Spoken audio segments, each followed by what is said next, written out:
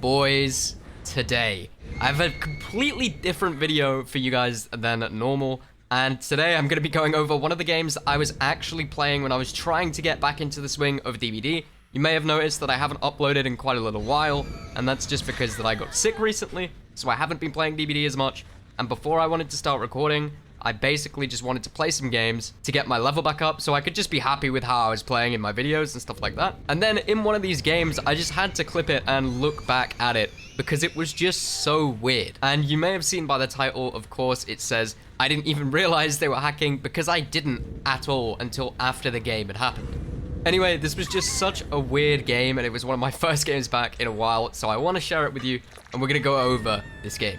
So straight away, you can see it was a really bad start for me. They got a lot of gens off the board, and basically this build is meant to be pretty top heavy, so a start this bad is pretty uncommon.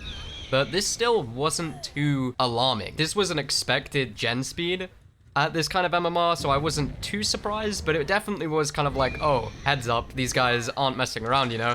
They're playing pretty well. And then first thing of the game, which was just pretty weird, is the Nancy decided to just give up really early on in the game, and I still have no idea why, really. But maybe she saw something from the people in the game that were hacking that I didn't, maybe early on, and they just kind of wanted to give up after that, you know, maybe bored of the hackers at this high MMR. And then this is the main point where I kind of like woke up a little bit. I was really, really tired when I was playing these games as well, and I just kind of saw the glimpse of the Fog Whisperer charm and I was like, huh?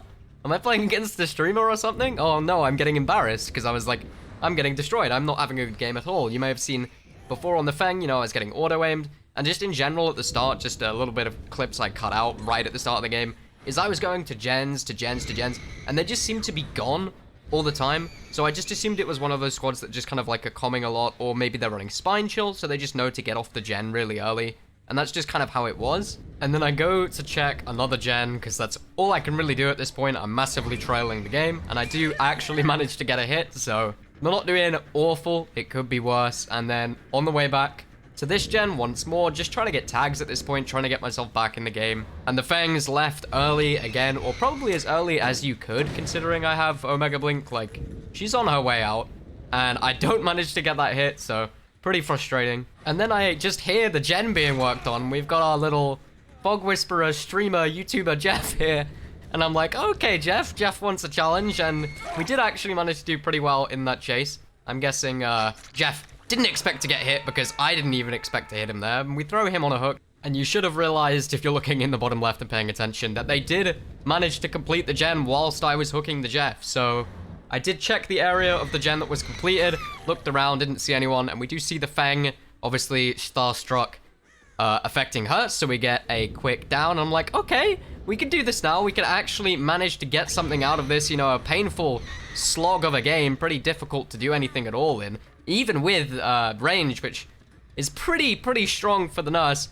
And we're in chase with last survivor here, and then we just see the one thing we didn't want to see, which is the Unbreakable on the Fang. And we're like, oh, okay, well, I guess that's that. And the Jeff is just running off, you know, no BT or anything. We managed to just down him quickly. I was just going to tag him for the BT, you know, see what I can do to try and get back into the game, because I've been trailing it for so long.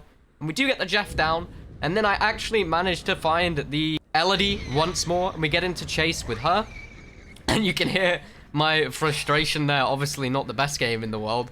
The Fang is picked up extremely quickly. I don't know if that was long enough for a normal pickup on how much you can recover normally. And another thing I noticed is, oh, not just the Fang has Unbreakable, the Jeff does too. So the Jeff is up as well. That has gone as badly as possible for us. And now I'm just sort of like, okay, well, I just need to find that Elodie once more, and at least we can see this game out. So I'm looking around anywhere. I assume the Elodie has gone back to the Fang. And we get over here, and she did pick up the Fang extremely quickly once more, and I see the blood, which was really weird as well. The blood just seemed to sort of end, and I thought that was really weird. Like, as weird as this game has been so far, I'm like, okay, just even more weird stuff happening. And apparently there's only one survivor here. They both didn't go together, and the Jeff's been picked up, and they're over there at the gate. They've already healed everything, so I'm just like, okay, well, we'll try and go for the 2k. I just kind of wanted this game to be over at this point. Bit of a frustrating game, not the best game for me, anyway.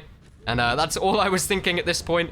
A swing on the Fang there I mean, it's DBD, it's inconsistent. I have no idea what actually happened there, but I mean, I tried to hit her. And at this point, I'm just like, okay, well, this game is over. I'm just gonna try and cut her off. And I see the blood there, so I'm like, huh, she's not leaving any scratch marks. That's a weird one. So I guess she's got lucky break or something. And I thought it was really weird that I hadn't seen that at all this game, but like I say, I was extremely tired, and some of you might be screaming at me saying, I don't know how you didn't realize these guys were hacking. But believe it or not, it took me to quite a while after the game had even finished to realize, because I was like, huh, you might see the endgame screen here. Neither of them had Unbreakable. That's when the realization slowly starts to set in. Maybe there was a reason why that Feng wasn't leaving any scratch marks, and maybe there is a reason why I was never finding anyone off of any gens. Or that both the Jeff and the Feng were insanely hard to track. And probably the hardest realization of them all, maybe the Jeff isn't a Twitch streamer and I'm not gonna get that sweet, sweet otzdarva clickbait in my thumbnail and title. And now, after forcibly showing you that entire game to prove my point, is I just wanted to make the point that a lot of other content creators have been making.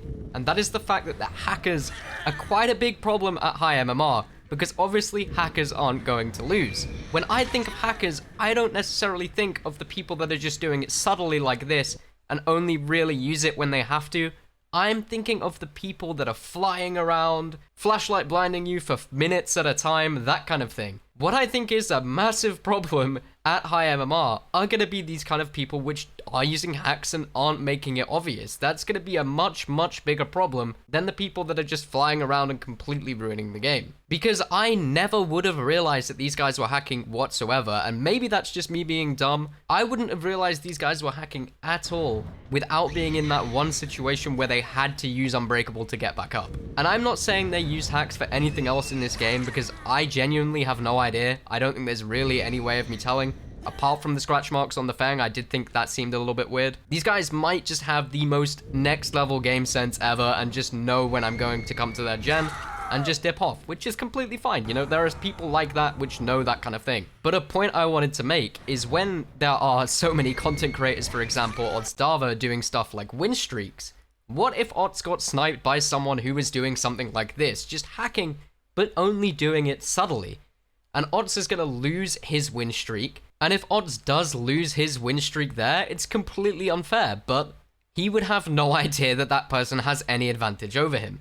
And with this recent influx of hackers recently, or maybe it's not an influx, it's just that it's more concentrated at the high end of the matchmaking rank, so a lot of streamers and content creators are seeing them a whole lot more. It's going to be much, much more difficult to ban these kind of people as well, because not a lot of people are going to be reporting them. Like I said, after this game, I never would have even considered reporting these people. One of the main reasons I even checked the perks after the game was over was just because of the endgame chat where one of the survivors said to me that they were hacking. Anyway, just to round this video off, I would love to know your opinions on this situation and just what you think about it in the comments below, and this style of video, this post commentary just off of a game that I played offline, and what you thought about it, what I could do better. I would really, really appreciate it. Anyway, thank you so much for watching, and I hope you have a wonderful rest of your day.